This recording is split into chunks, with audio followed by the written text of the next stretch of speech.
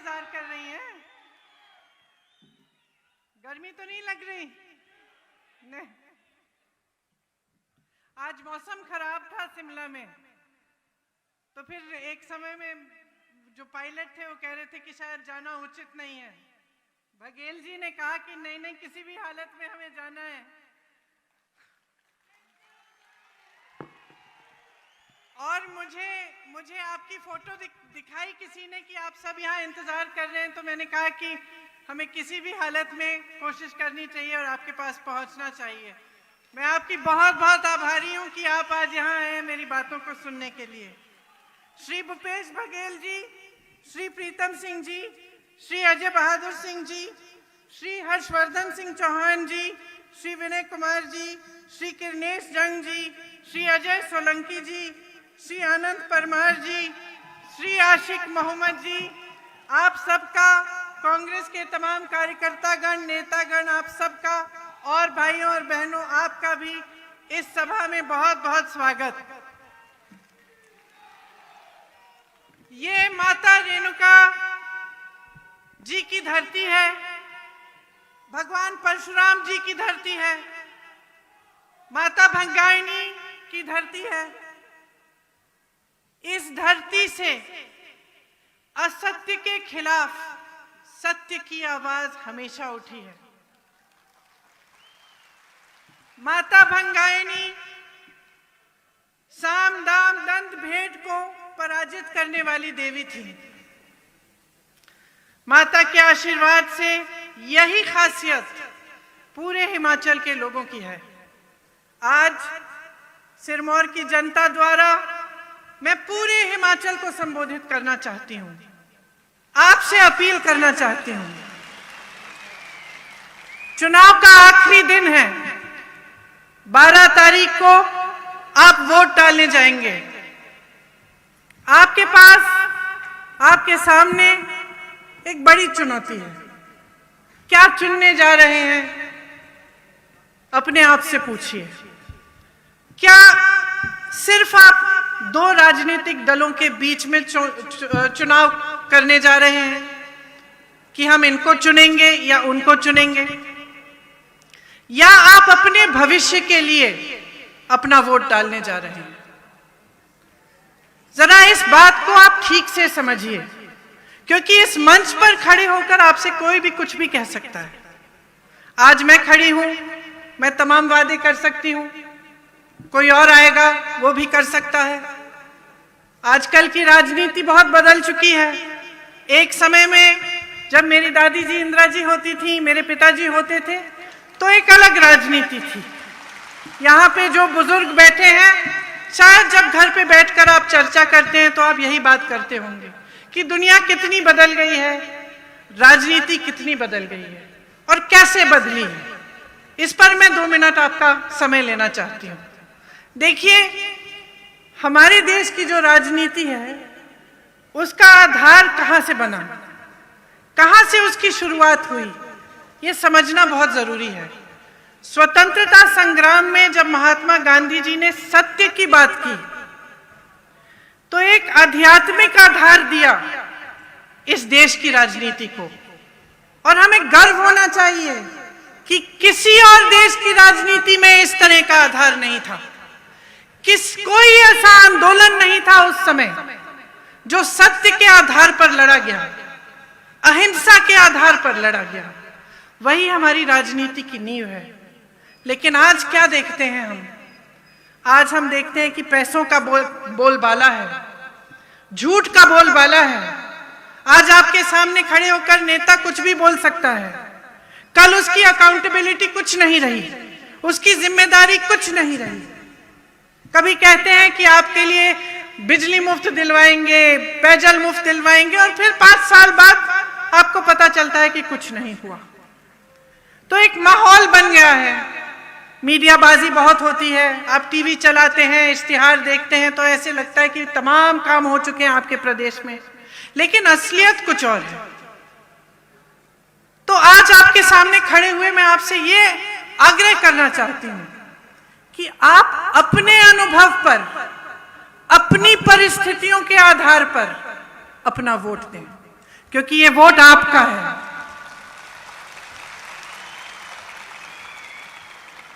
आप समझते हैं कि 5 सालों में किसने आपके लिए क्या किया।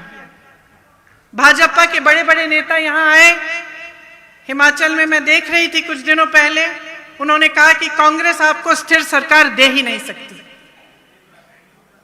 आजादी से लेकर अब तक सबसे स्थिर सरकारें किसने दी हैं? और इस देश में अस्थिरता किसने फैलाई है? सरकारों को गिराने वाले कौन हैं? बनी बनाई सरकार, जनता द्वारा चुनी गई सरकार, और पैसों से विधायकों को खरीद कर उसको गिराने वाले कौन हैं? तो सच्चाई क्या है? सच्चाई आपके सामने है।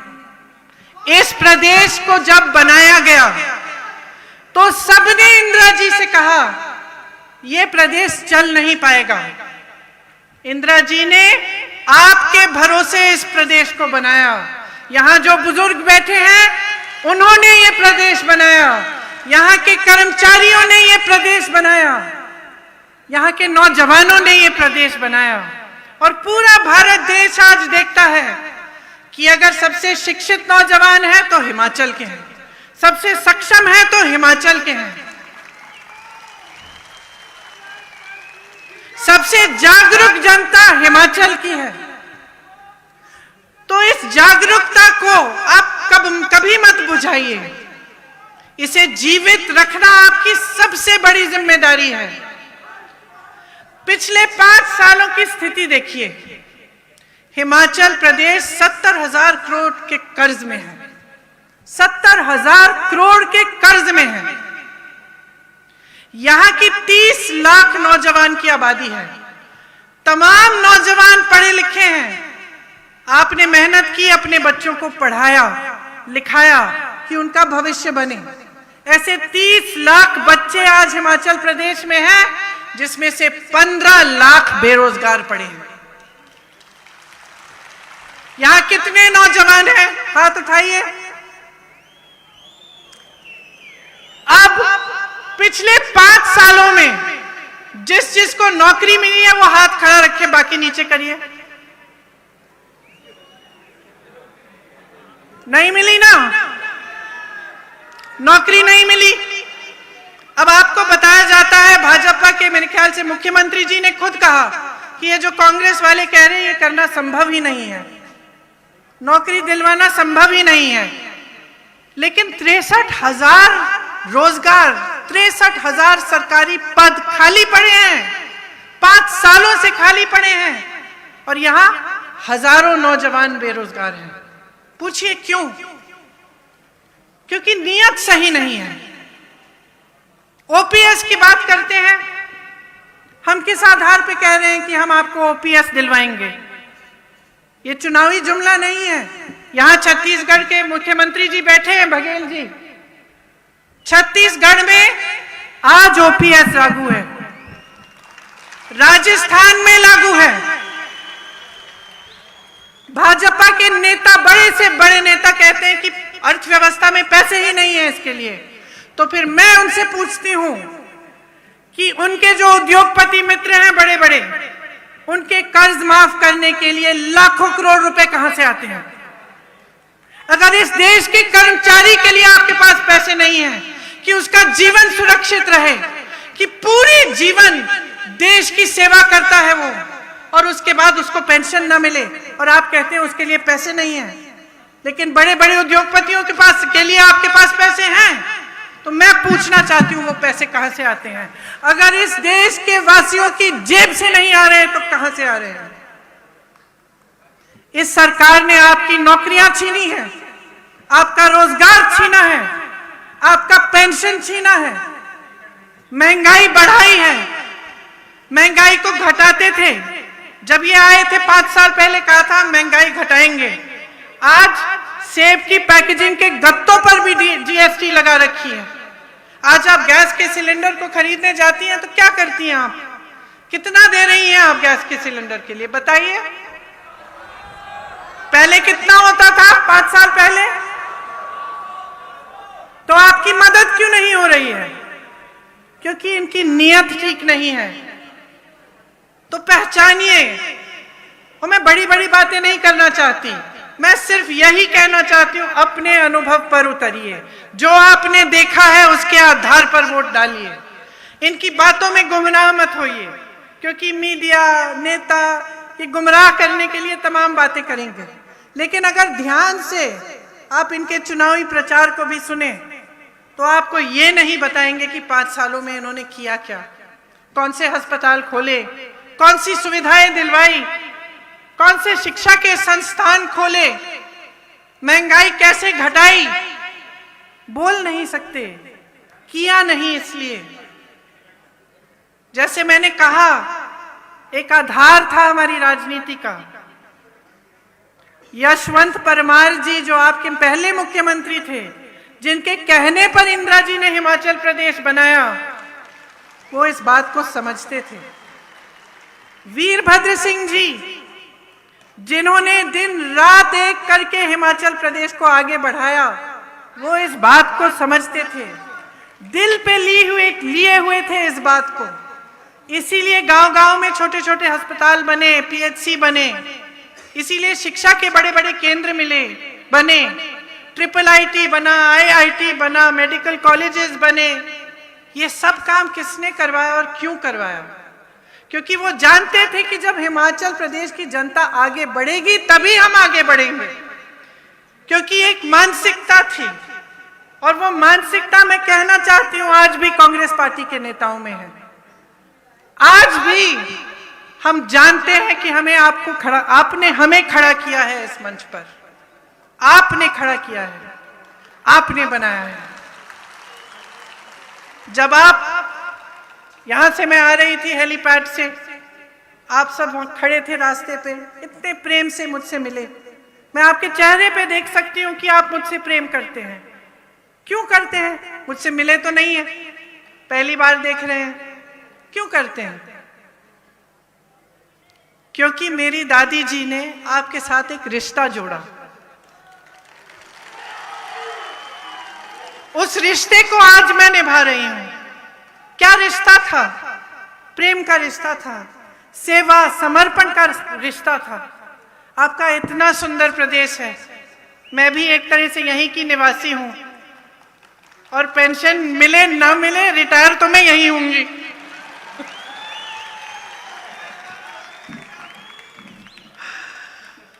इतना सुंदर प्रदेश है, आप इसके प्रति अपनी निष्ठा निभाओ, अपनी जिम्मेदारी निभाओ। ये जो नौजवान लड़कियां बैठी हैं जिनको आपने पढ़ाया लिखाया है, जो नौजवान यहाँ खड़े हैं जिनके पास रोजगार नहीं है, इनके प्रति एक जिम्मेदारी बनती है आपकी, हमारी तो है ही, हमारा कर्तव्य है।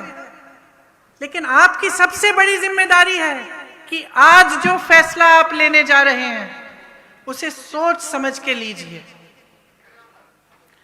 भरोसा बातों पे मत करिए, काम पे करिए। काम देखिए आपके लिए किसने किया, और कौन बड़ी बड़ी बातें करता है लेकिन काम नहीं करके दिखाता। ये बात आप समझ जाएंगे तो आप अपने भविष्य को मजबूत बना पाएंगे।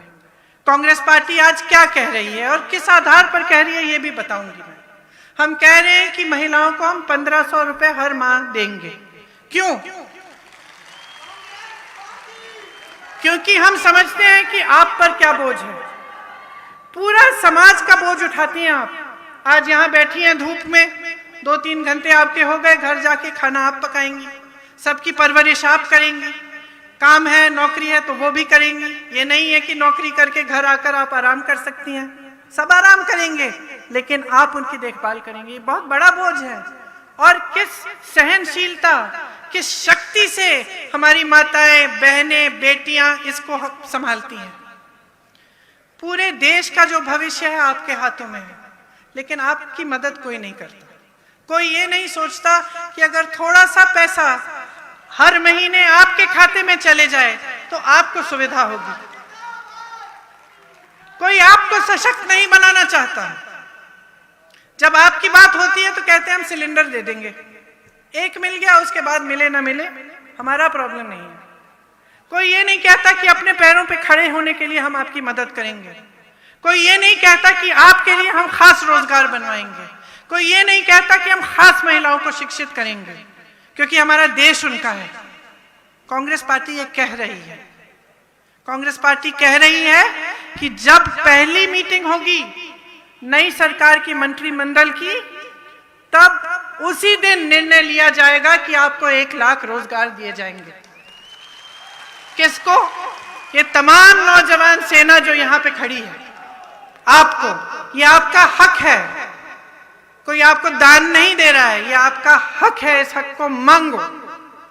हम ये भी कह रहे हैं कि पहली कैबिनेट की मीटिंग में ओपीएस पर निर्णय होगा, आपको ओपीएस मिलेगा, ये आपका हक है। आपने पूरे जीवन काम किया है इस देश के लिए। हिमाचल प्रदेश को अगर किसी ने बनाया तो हिमाचल के कर्मचारियों ने बनाया है। सबसे ज्यादा कर्मचारी इस देश में यही है, इस प्रदेश में। आपका सम्मान होना चाहिए, आपका आदर होना चाहिए। पैसे कहीं से भी निकालने पड़े, उनको निकाला जाना चाहिए आपके पेंशन के लिए। काटे बड़े बड़े उद्योगपतियों के कर्ज को। यही सच्चाई है कि कांग्रेस पार्टी आपके लिए काम करना चाहती है। हमने निर्णय लिया है कि हर विधानसभा में कम से कम 4 पाठशालाएं बनाएंगे इंग्लिश मीडियम, ताकि शिक्षा को एक और शक्ति मिले आपके प्रदेश में। जो पीएचसी हैं आज चल नहीं रहे हैं। आज की जो सरकार है वो पीएचसी पड़े हुए हैं, वहां पे ठीक ढंग का इलाज नहीं होता। कोई बड़ी बीमारी होती है तो दूर दूर जाना पड़ता है। हम कह रहे हैं हम उनमें सुविधाएं देंगे आपको, उनको मजबूत बनाएंगे। हम कह रहे हैं कि 5 सालों में 5 लाख रोजगार बनाकर आपको देंगे। और नौजवानों, एक बात समझ लो अच्छी तरह से, इस देश में रोजगार आता कहां से है? आता कहां से? सबसे पहले तो पीएसयू से आता था। क्या थी पीएसयू? देश की संपत्ति। जो बड़ी बड़ी देश की सरकारी कंपनियां होती हैं, जिसमें सरकारी कंपनी आपको नौकरी देती थी, यहां से बहुत रोजगार आते थे। आज भाजपा की सरकार ने क्या किया है? कहते हैं गरीब के लिए चला रहे हैं ना सरकार। सच्चाई क्या है? जहां से सबसे ज्यादा रोजगार मिलता था गरीबों को, उन्हें अपने बड़े बड़े उद्योगपति मित्रों को तमाम पीएसयू बेच दिए, रेलवे बेचने की कोशिश, हर चीज को बेच दिया है। तो जो एक जगह थी जहां से रोजगार मिलता था, उसको तो बेच दिया अपने मित्रों को। अब दूसरा रोजगार कहां से आता था? छोटे छोटे व्यापार से। यहाँ पे मैं देख रही थी काफी दुकानें हैं, छोटे व्यापार हैं। ये इस देश की रीढ़ की हड्डी है। इस देश के जो छोटे व्यापारी हैं, जो छोटी छोटी दुकानें चलाते हैं, छोटे छोटे अपने बिजनेस करते हैं, इनको क्या किया इस सरकार ने? यहां से रोजगार पैदा होता है। जीएसटी थोपी, कोरोना आया, अरे विश्व भर में कोरोना आया था। कोई बहाना नहीं है कि कोरोना आ गया ठीक है आपकी कमाई नहीं हो रही है, बहाना नहीं है। बाकी देशों में जब कोरोना आया तो छोटे व्यापारियों को मजबूत करने के लिए तमाम ऐसी सुविधाएं दी गई। यहां कुछ नहीं दिया गया। यहां कोरोना आया, आपको पीपी किट का घोटाला मिला, लेकिन आपको कोई मदद नहीं मिली जो छोटे व्यापारी हैं। तो यहां से रोजगार बनता था, ये भी कम हुआ। तीसरा, जैसे मैंने कहा, सरकारी नौकरियां। अब सरकारी नौकरियां 63,000 खाली पड़ी हुई हैं। क्यों? अरे पद खाली है, नौजवान खाली है, उसे पद दो ना, क्यों नहीं दिया?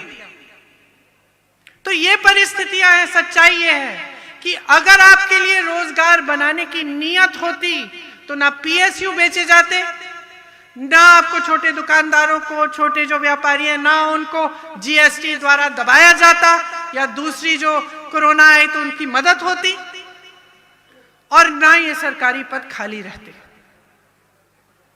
तो आगे आप क्या चाहते हैं? अब आप ही मन बना सकते हैं।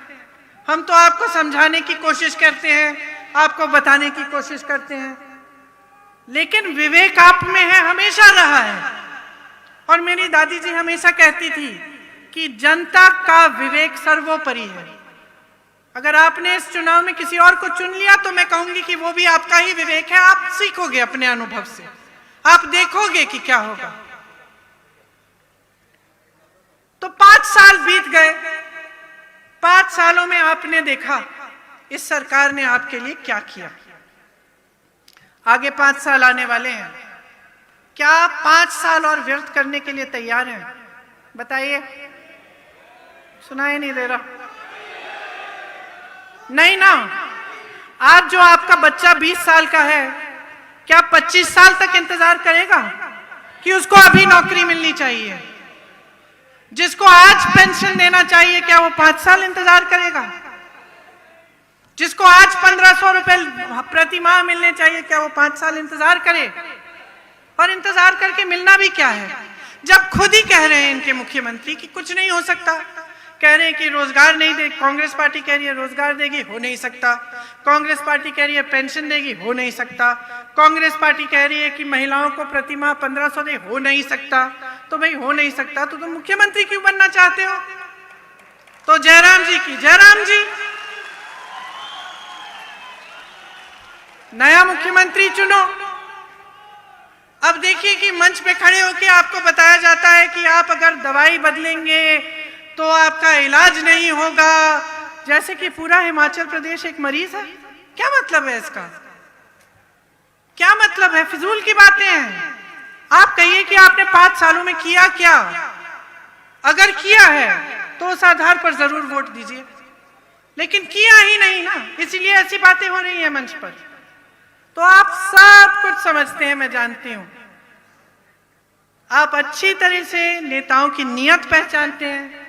आप अच्छी तरह से जानते हैं कि जो नेता हम लोगों को भ्रष्ट कहते हैं, उन्होंने पीपीई किट के घोटाले किए, उन्होंने पुलिस भर्ती के घोटाले किए, उन्होंने शिक्षक भर्ती के घोटाले किए। आप जानते हैं अच्छी तरह से। तो बस बातों में मत पड़िए। मैं फिर से कह रही हूं, अपने अनुभव पे उतरिए। आपके लिए किसने किया है उसको पहचानिए। अपनी ऐसी सरकार बनाइए कि 5 सालों में आपके प्रदेश को पूरा देश देखकर कहे, हाँ देखो इन्होंने सही निर्णय लिया।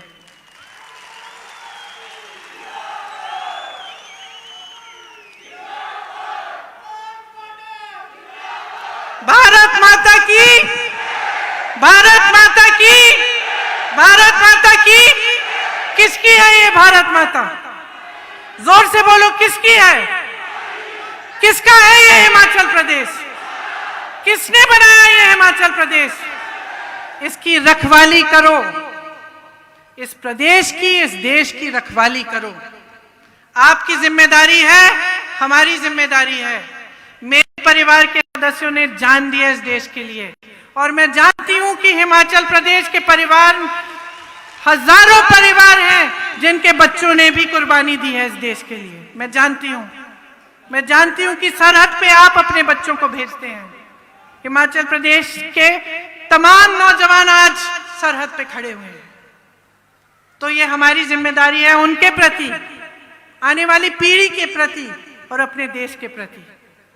मैं जानती हूं आपने बहुत ध्यान से मेरी बातें सुनी। आशा है कि आपके दिल में मेरी बात उतरी है और आप सोच समझकर अपना वोट देंगे, अपने आप को मजबूत बनाएंगे, अपने बच्चों के भविष्य को मजबूत बनाएंगे। जय हिंद, जय हिमाचल। बहुत बहुत धन्यवाद।